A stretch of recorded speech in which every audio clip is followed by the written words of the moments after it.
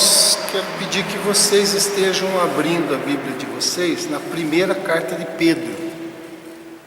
Lá no finalzinho da Bíblia, 1 a Pedro, no capítulo 1, no verso 3 até o verso 5.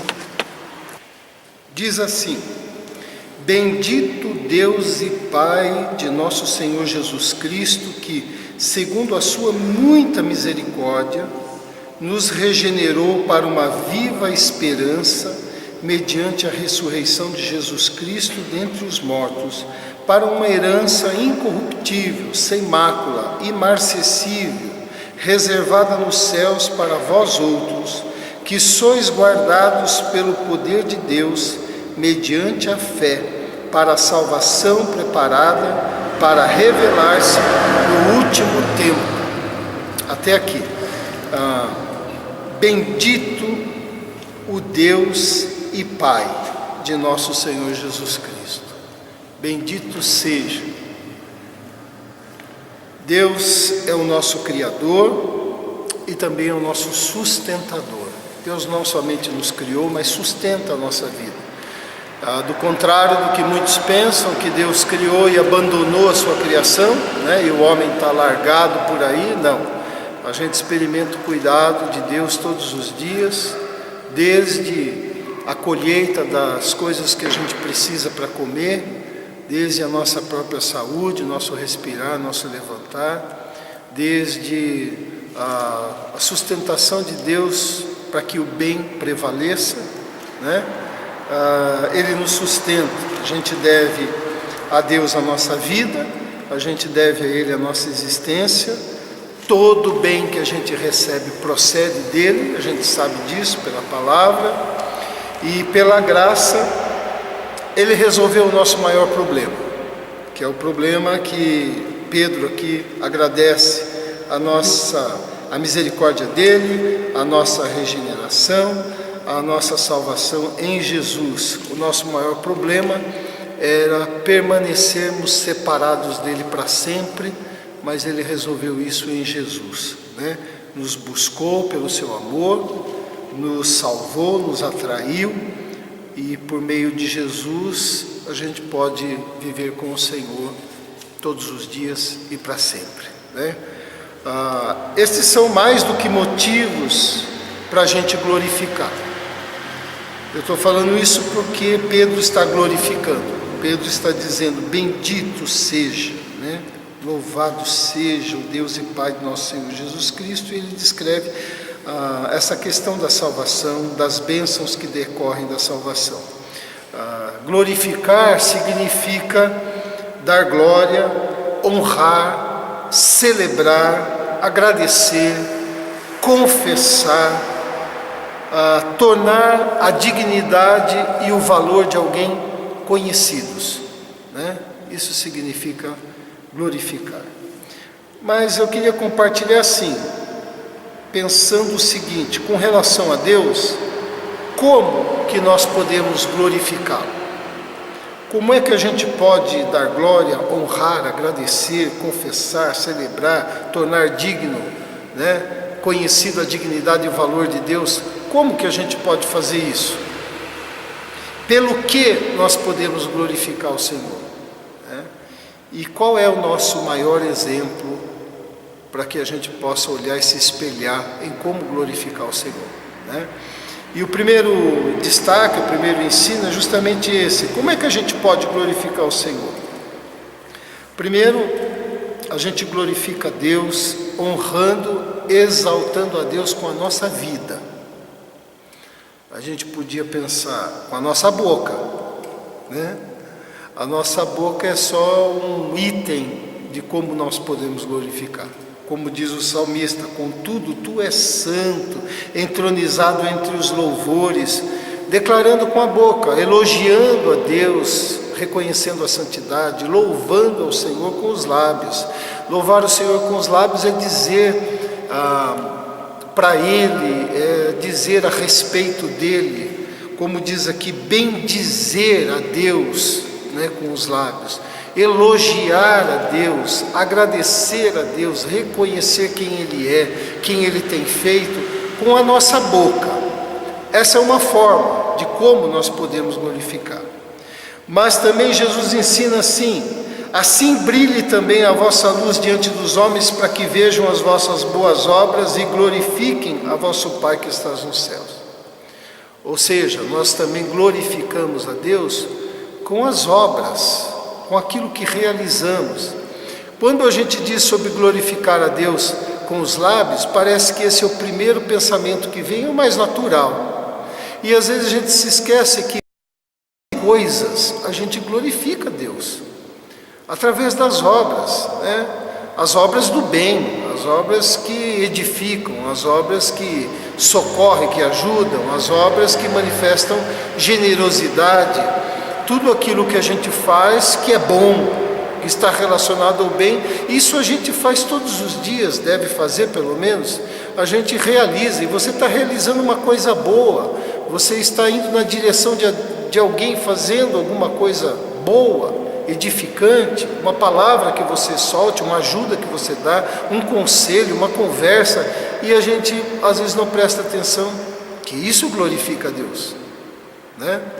Não é só cantando, não é só louvando, não é só falando, elogiando, mas através do que nós fazemos. Jesus diz ainda: nisto é glorificado meu Pai, em que deis muito fruto, assim vos tornareis meus discípulos. Ou seja, nisto é glorificado meu Pai. Deus é glorificado na produção de frutos. Ora, a produção de frutos começa dentro da gente. Quando a gente começa a produzir fruto dentro do nosso coração. Que fruto é esse? Ora, quando a gente entende que a nossa alegria não está somente nas circunstâncias, porque as circunstâncias nos alegram. Tem circunstâncias que nos alegram. Não são todas as circunstâncias que nos alegram, mas algumas circunstâncias trazem alegria.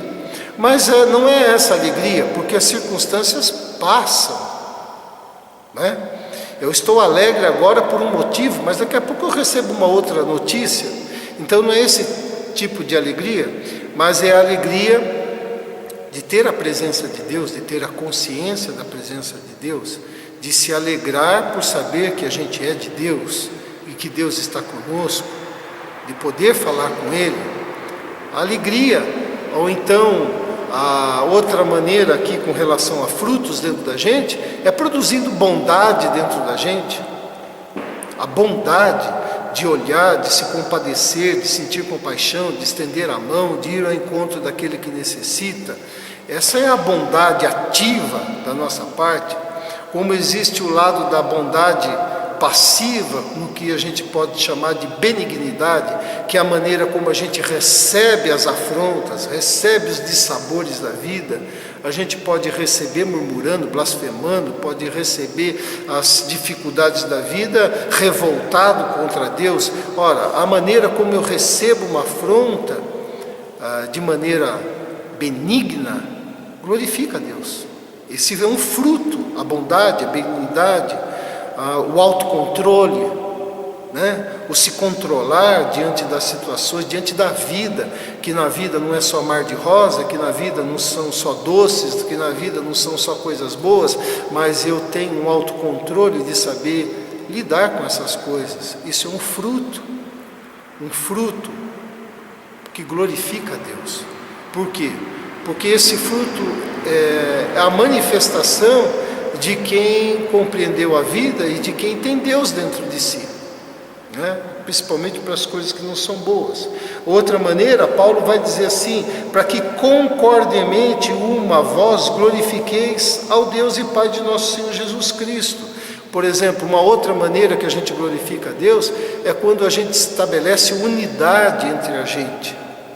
Não é unidade na igreja, que também deve ser, nem só com aqueles que professam a mesma fé, que também deve ser, mas a unidade entre os seres humanos, que não estabeleça inimizade, que não estabeleça contenda, que não estabeleça briga, né? Quando a gente pensa concordemente, não é no sentido de pensarmos igual, mas nós pensamos o seguinte: nós pensamos diferente, mas somos inimigos.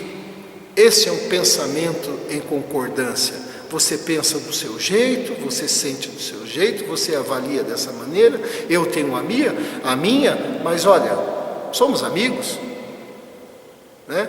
Se você precisar de mim, estou aqui, e eu sei que se eu precisar de você, você também está aí. É esse o pensar em concordância que Paulo espera que haja entre nós humanos, entre nós que professamos a mesma fé, principalmente partindo daquele que conhece Jesus. Porque Jesus estabeleceu paz com todos, embora não concordasse com todos, não é? E pela consagração total, Paulo diz assim: porque fostes comprados por preço, agora pois glorificai a Deus no vosso corpo. Ou seja, não é glorificar a Deus só no coração. Eu amo a Deus no meu coração, dentro de mim, mas faço no meu corpo o que eu quiser, né?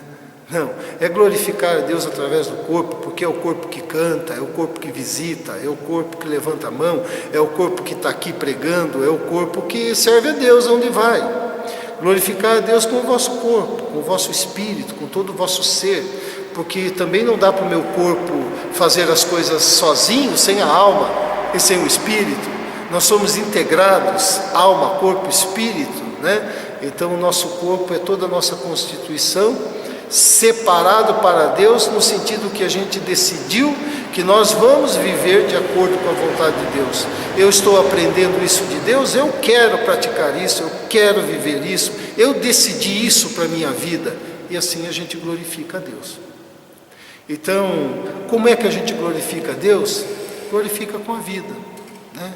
Com a existência, com o modo de ser, com os nossos hábitos, né? Com o nosso existir todos os dias. Então você vê que a glorificar a Deus é muito mais do que glorificar com a boca, né? É desde o levantar até o deitar, é tudo o que a gente faz.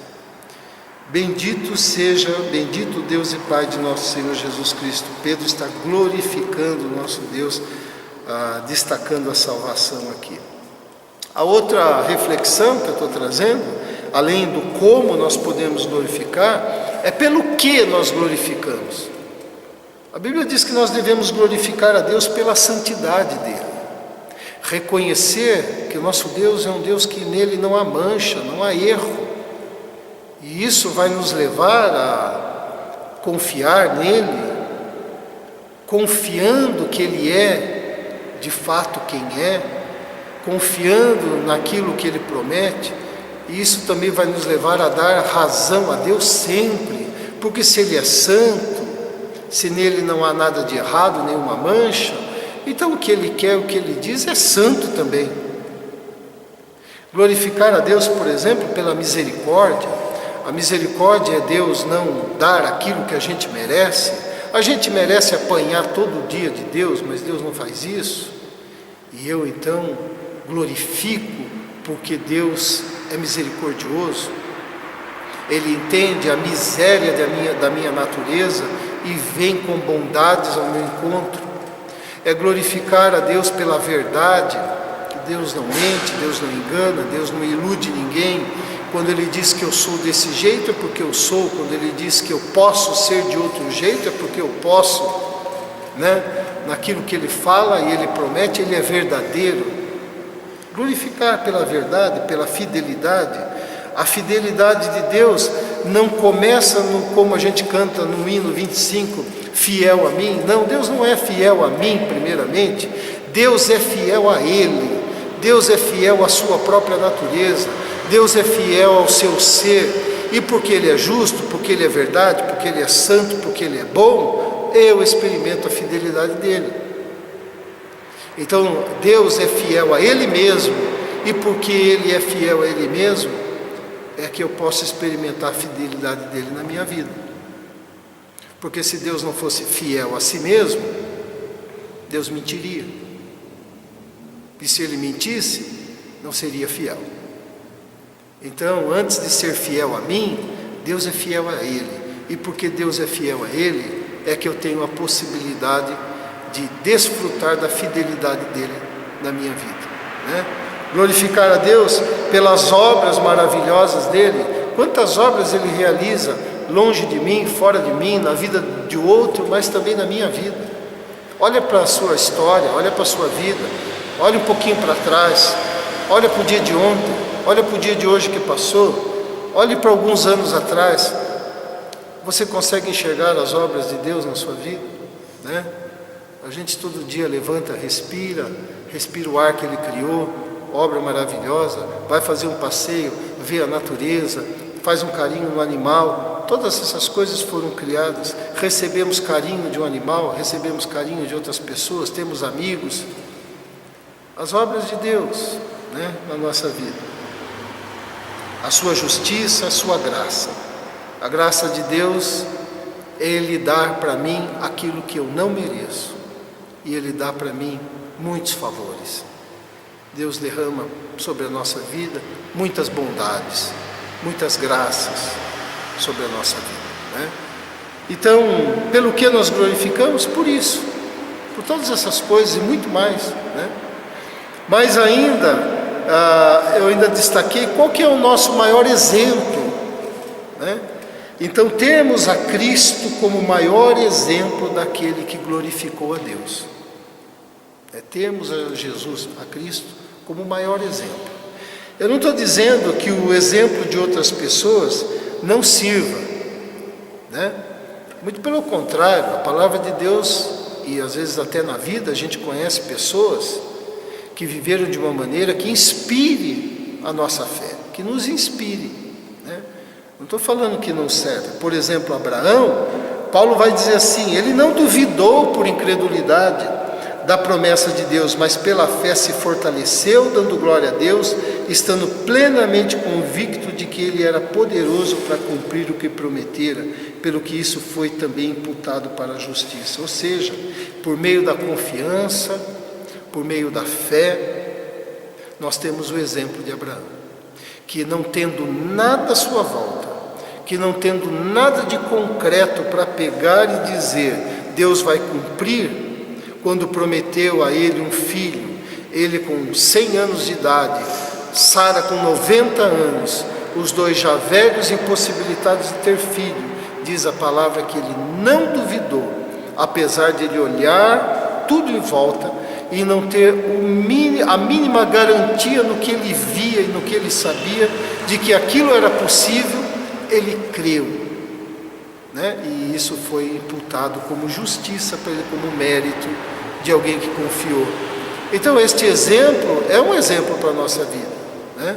Você tem o exemplo de Maria, que jovenzinha recebe a visita do Senhor por meio do anjo, e ela diz, eis aqui a tua serva para gerar a Jesus, o Salvador, com todas as implicações que a gente nem imagina, do que era uma jovenzinha ficar grávida, não do seu marido, nem do seu esposo, porque ela estava noiva e desposada, e de repente aquela barriga ia crescer. E imagine há tantos anos atrás a gravidade disso, e há tantos anos atrás, mais de 2000 anos atrás, a lei matava a mulher infiel. E ela disse, eis aqui a tua serva, provavelmente lá com seus 14, 15 anos de idade. É um exemplo para a gente, com todas as implicações, de dizer, eis aqui, Senhor, cumpra em mim a sua vontade, e as implicações disso, né? Então é um exemplo para a gente. Você tem o exemplo de Paulo, como eu disse outro dia, que em Romanos, ele tem aquela explanação glorificando a Deus pela sabedoria de poder pegar judeus e não judeus, encerrar todos debaixo do pecado, para que todos fossem alvo da misericórdia de Deus e todos se tornassem um em Jesus. E ele vai dizer, porque dele e por meio dele, para ele são todas as coisas, a ele pois a glória eternamente, amém? Ele glorifica a sabedoria de Deus, quão insondáveis são os pensamentos de Deus, como Deus é sábio naquilo que fez, né? Ou então, por exemplo, como a história da igreja conta o martírio de Perpétua e Felicidade. Já ouviu falar desse martírio? De duas mulheres, uma chamava Perpétua e outra Felicidade. É nome de pessoas na história da igreja, lá por volta do ano 193, ano 211, quando o imperador romano chamado Sétimo Severo, olha só, Severo, né? Ele quis reunir todos os súditos, todo o seu reino em torno da adoração ao sol, né? Ao sol invicto. E quem não adorasse, morria. E quem se tornasse cristão ou adepto ao judaísmo, morria. Se você soubesse, era para você delatar, chegar lá e entregar. E eles iam atrás. E os judeus e os cristãos não se dobraram à adoração ao sol invicto. E aí duas mulheres, como muitas outras e muitos outros foram martirizados, mas duas na história chamaram a atenção. Perpétua e Felicidade. Perpétua era uma mulher que tinha recursos, com um filho recém-nascido, ainda amamentava, tinha uma escrava chamada Felicidade e um rapaz chamado Revocato. Todos abraçaram a fé e o pai de Perpétua tentou convencê-la de todos os jeitos a que ela negasse a sua fé para não ser morta, mas ela não fez isso. Felicidade, que era sua escrava, também não fez isso. Estava grávida. Orava a Deus que ela tivesse a criança antes da morte dela. E ela teve a menininha dela aos 8 meses de gestação, que foi adotada por uma amiga.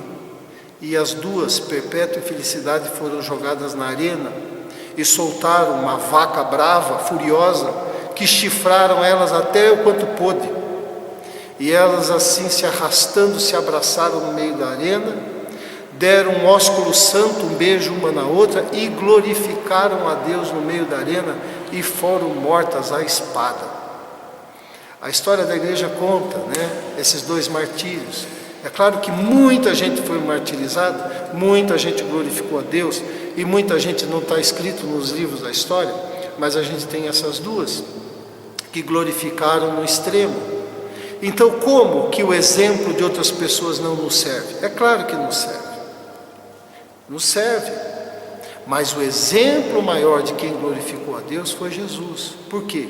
Porque apesar de todos esses bons exemplos, Abraão, Maria, né, Paulo, Felicidade, Perpétua e tantos outros, todos eles, por sua natureza, pecaram e carecem da glória de Deus. Todos nós, né? Mas Jesus foi o único que glorificou a Deus da maneira como Deus deve ser glorificado. E na sua oração Jesus disse assim: eu te glorifiquei na terra, consumando a obra que me confiaste para fazer. E a obra dele foi morrer por toda a humanidade. Sem culpa, sem pecado, sem mancha, recebendo a injustiça, disse: Pai, perdoa-lhes porque eles não sabem o que fazem. E assim entregou a sua vida. Então Jesus é o nosso exemplo maior. Olhar para Jesus nos evangelhos, olhar para Jesus no ensino de Jesus e aprender como é viver de uma maneira que glorifique a Deus. Né?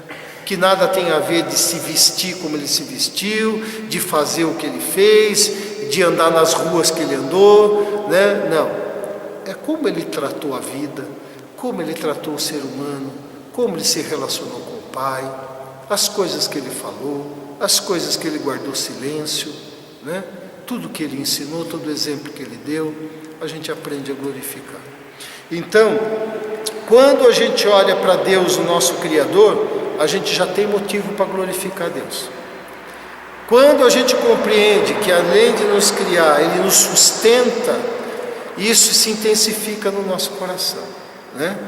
Mas é justo glorificar a Deus, não apenas com os lábios, quando a gente lembra de fazer isso, né? Mas glorificar a Deus com a nossa vida, com o nosso ser, com o nosso fazer. Amanhã, ou hora que a gente sair daqui, todos nós vamos continuar sendo, sim?